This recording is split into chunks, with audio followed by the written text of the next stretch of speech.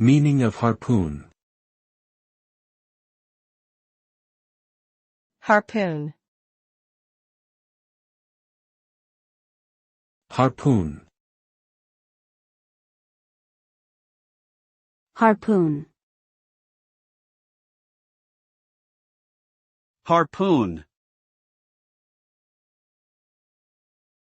A harpoon is a tool used for hunting marine animals, typically whales and large fish.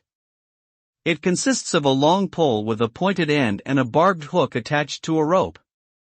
The harpooner throws the harpoon towards the targeted animal, and upon impact, the barbs prevent it from coming loose. The rope allows the harpooner to control the animal and tire it out before killing it.